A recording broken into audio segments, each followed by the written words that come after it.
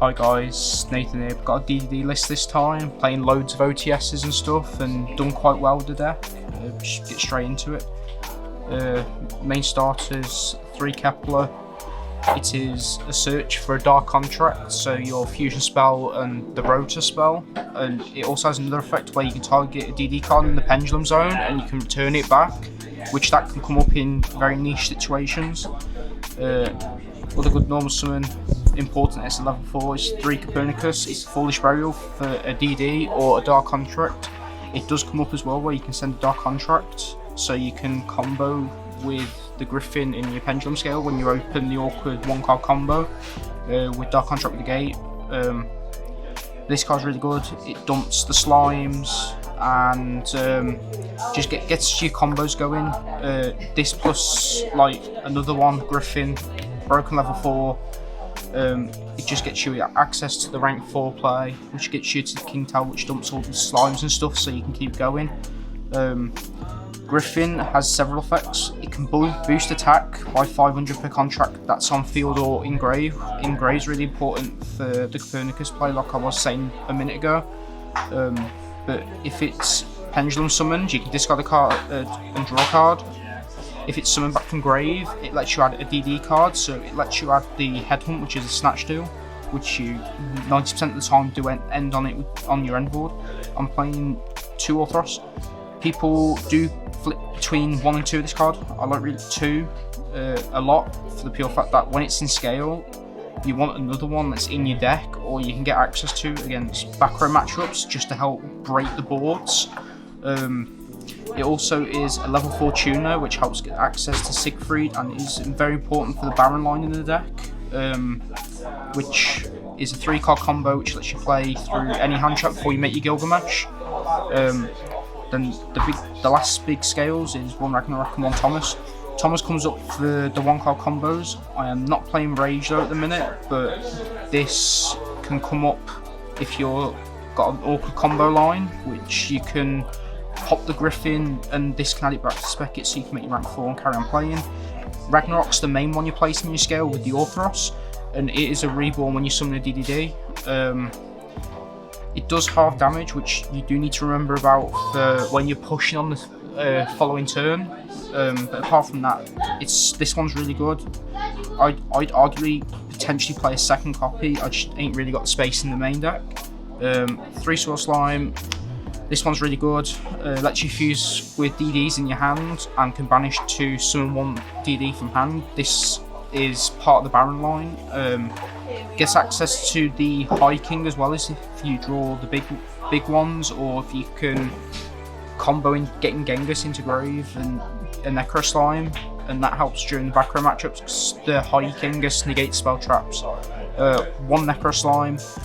I have flipped between playing 1 and 2 of this. I've just stuck with the 1, and I ain't really missed the second one, but you do need it for your combo. The other one is you do play 1 Vice Typhon. This gets access to the High King most of the time, unless you're trying to like break through a board and you got the awkward combo lines where you're gonna have to make a little Genghis just to carry on.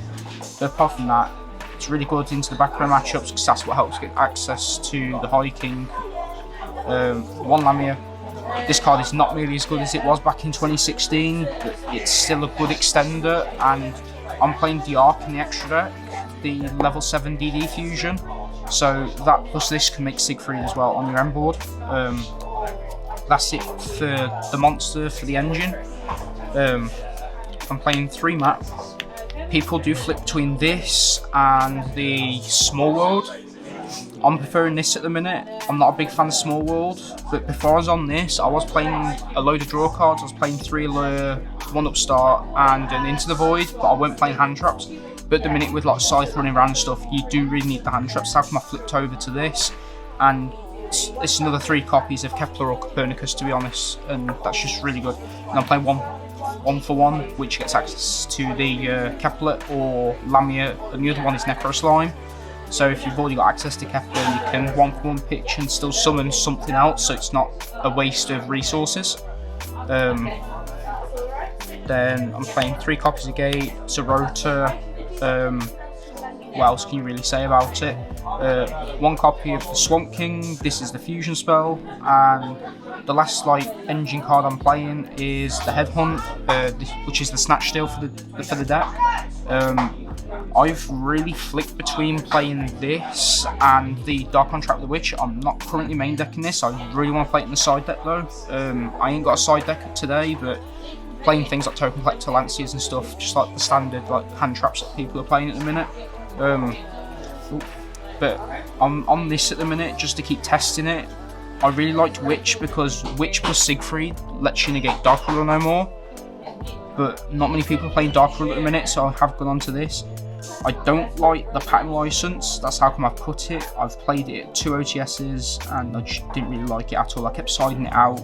Even when I was going first, I was still siding it out. It just wasn't very good at all. And the thing we all hate about the format is we've got to play loads of hand traps. 3 Ash, 3 Veiler, a weird one, 3 Nibiru. I'm a bit 50-50 on this, but I'm not hating it at the minute. And the last one's 3 Info. So Ash is very standard at the minute, like hitting branded fusions, fusion destinies, Veiler and Impum, things like Verti Anaconda, Aluba, just like all the standard stuff, because Despia is really taking over at the minute. The only thing Nib isn't good against is Despia, but there's nothing else I feel like I really want to play, and you can side this out in game 2 and 3. But if you win the die roll and you're going first, you should make a board that no one's going to break unless you get hand trapped to Oblivion. And if you've been hand trapped to Oblivion, do they have the combo? If they don't, one hand trap could stop their plays. That's it for the main deck. It's mostly standard.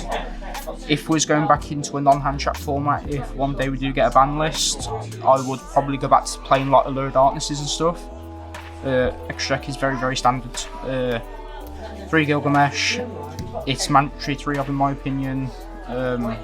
Just places 2 cards in your pen zones, which gets access to the Ragnarok and lets you carry on.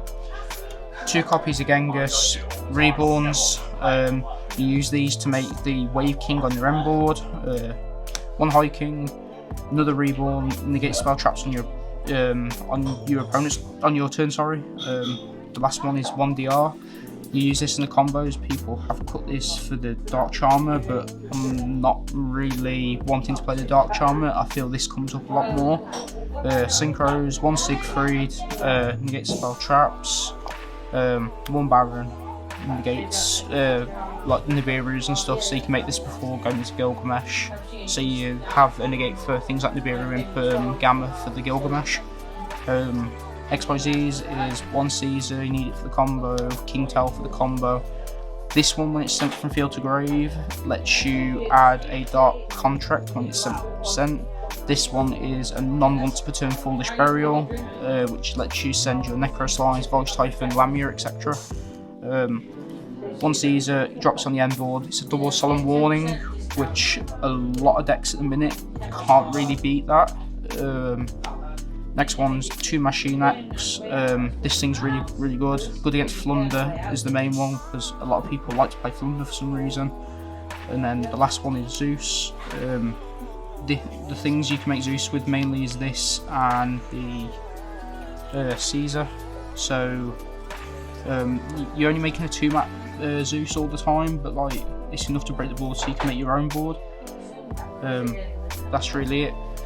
Like I was saying about a side deck, things like Token Collector, Lancier, I was siding Talents. I ain't really got one built up and I haven't had the efforts to, but like it's just a load of standard things and it's personal preference for different locals, etc. But that's really it. So you won the locals, didn't you, previously with this deck? Yeah, I've won 3 locals with this. I've got 2nd, 3rd several times.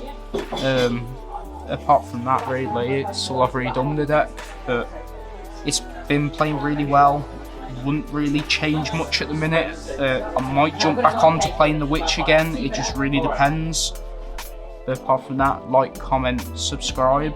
I will be back with an Orcust or a Satellite list, so stay tuned for that. Thanks for watching.